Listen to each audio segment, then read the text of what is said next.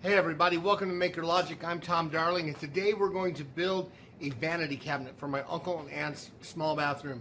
We're actually going to remodel the entire bathroom, and that video is coming up in a few weeks, so keep your eyes open. We're going to do a start to finish, before and after, complete renovation on their small bathroom. But before that, we need to get this vanity cabinet built. So stick around and we'll show you how it's done.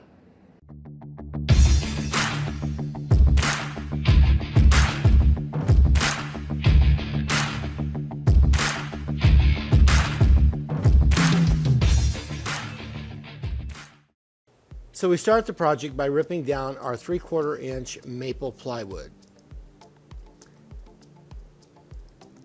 And once I get it ripped down to the size, I take it over to the miter saw and start cutting our box sides to length. It's important here when you're cutting a wide sheet of plywood to take your saw out to the middle of the plywood and cut back. That way your lines line up when you flip it over. Now we're going to rip down the stiles and all the rails and then cut them to length as well for the face frames.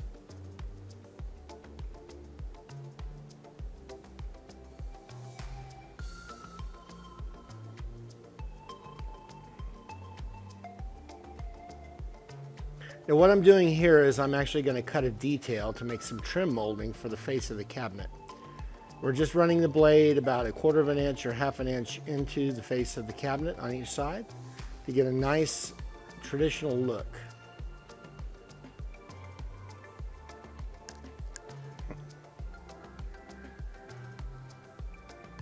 I'm going to use my speed square to mark out on the rail that's going to be the leg on each side to cut a taper on the bottom of the leg. Once I get it marked, I'll take it over to the table saw and I'll cut the angle, and then I'll cut the other side, and then we'll take it to the band saw to trim it up.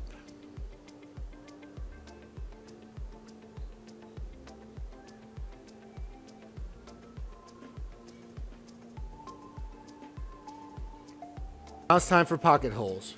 I'm putting pocket holes in all the back of the boxes, and I'm also putting pocket holes in the bottom of the box so then we can screw it together. Now we'll put glue on the edge, and we'll start putting the pocket hole screws in to attach the bottom of the cabinet. It would be easier if I used a clamp here, but I didn't.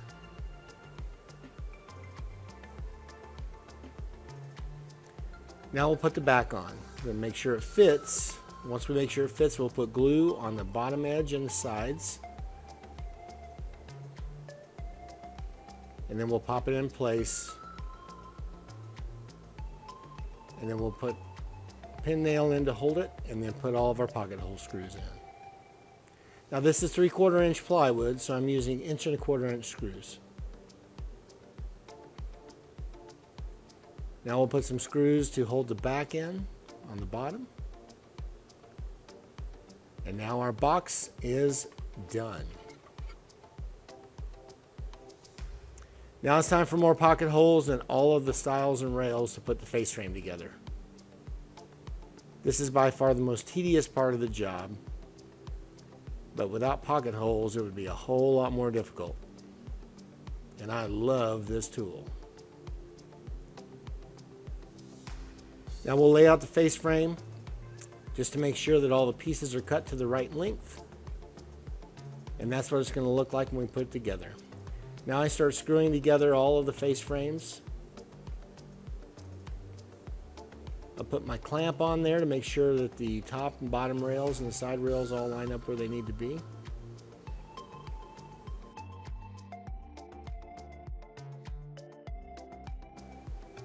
Then we'll just get going.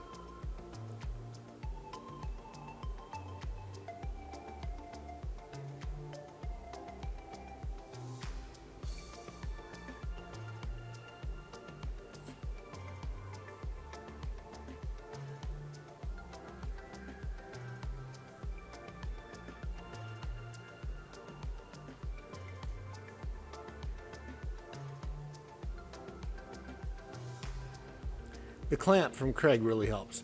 You notice there may be a little bit of a warp or a rack in the frame. It's because I had one board on there that was warped. But when I attach it to the face frame, with glue, it'll take that warp right out.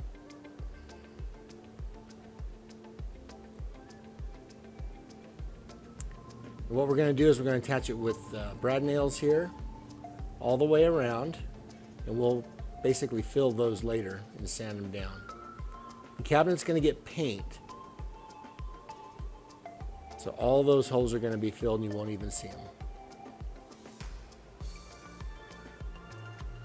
And now the face frame is on and the cabinet box is complete.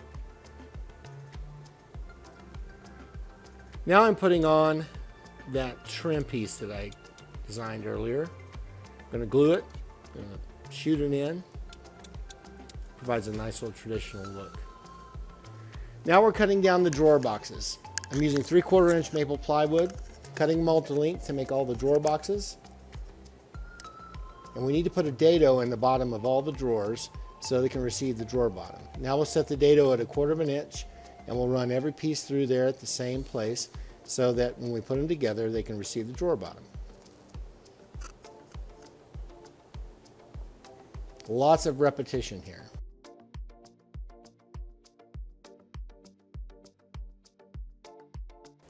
Now we're cutting the drawer bottoms out of 1/4 inch plywood. And here's everything that we're going to assemble together now.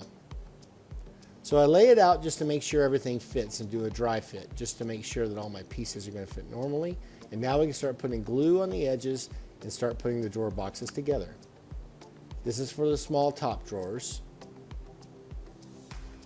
Once we get the side shot together, make sure you leave 3 sides open so you can slide your bottom in. And then we'll close the box up.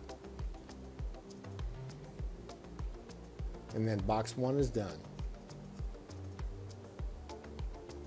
Now we'll do the deep drawer. Same process here. I'm pin nailing it on the sides. It's a small drawer, so it's not going to hold a lot of weight, but it's glued and nailed. Slide the bottom in. Close the drawer up.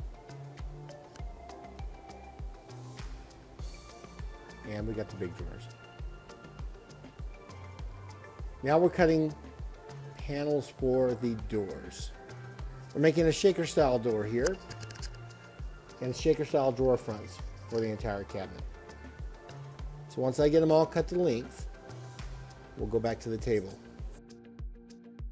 Now what I'm doing here is I'm actually taking and making my dado cuts in my drawers and doors. Notice here though that I marked a start and a finish place on the side because I don't want the dado to go all the way through the entire stile on the sides. We don't want to see any gap. So I've marked with tape on the table saw the start and finish so I have room for the panel, but this prevents me from going all the way through.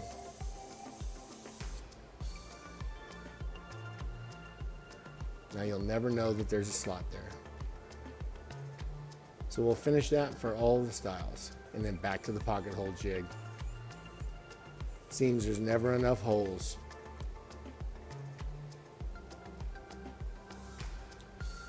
Now I've laid out all the rails and stiles for the doors just to make sure how they're all going to fit together. And now we'll start assembling the doors. As before, I do a dry fit just to make sure everything is going to fit like I want it to. Sometimes you get things cut and find out they don't fit, but it looks great. So we'll start gluing it, putting our pocket hole screws in. Leave 2 sides open so you can slide your panel in, and then build the other 2 sides around it.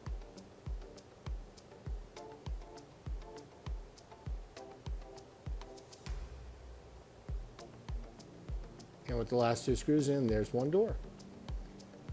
Now we'll do the drawer front. Same process as the door.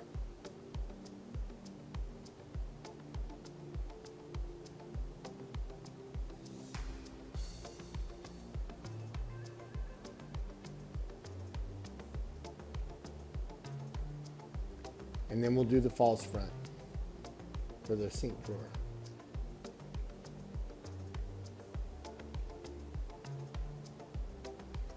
And I'll spare you all the time for all the other drawers.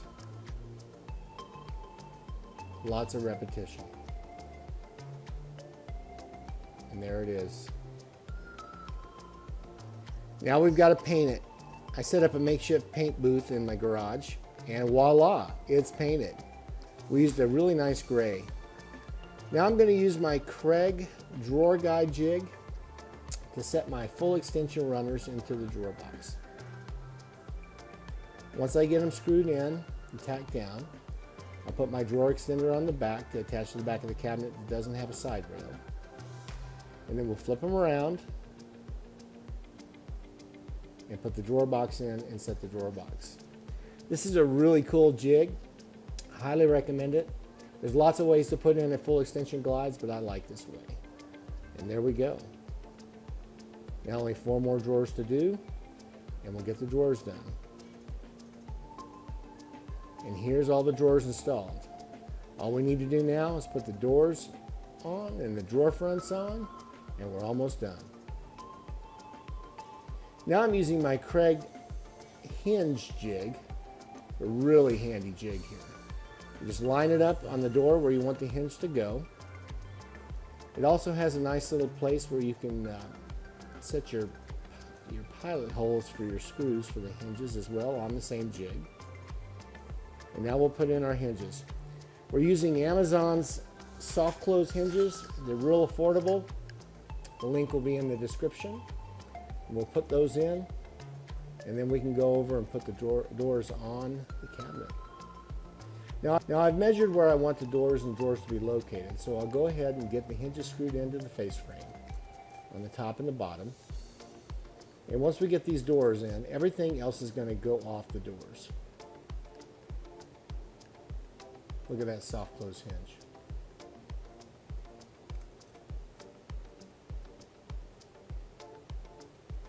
Now it's important here to go really slow so that you don't strip your screws. Now in order to set the drawers in my guide, I'm using a 1/2 inch piece of wood as a template to kind of give my spacing for the drawer fronts. Now I'll use this all the way around the drawers as I put the drawer fronts on, and it's really helpful to make sure that the reveal is the same all the way around. What I'm doing is I'm putting pin nails in the back of the drawers to hold the drawer fronts in, and then once I get them pin nailed in, I will put screws in from the back of the drawers to securely hold the drawers permanently.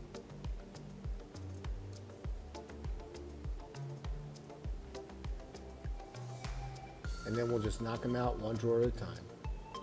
And we got them. Now it's time for pulls. And here we go. I put the pulls onto the cabinet. The cabinet is all painted. It looks great. My uncle and aunt are going to be really, really happy with this when we put it in their bathroom.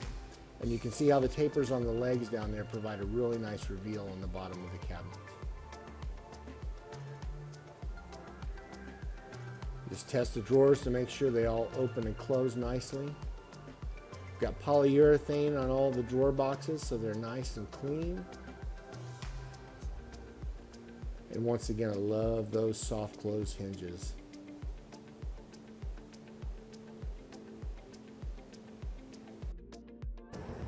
So the cabinet is done. And now we're going to take it to Texas and we're going to install it in my uncle and aunt's bathroom. And if you just click up here, you'll see the link to that video. If you have any questions, please post them in the comments. We really, really appreciate it. And of course, every time we get a chance to do something really cool here at Maker Logic, we'd love to share it with you. So please subscribe, please like, and click on the link, as I said before, to watch actually us putting this in this remodel. It's really, really cool. So until next time, we'll see you soon.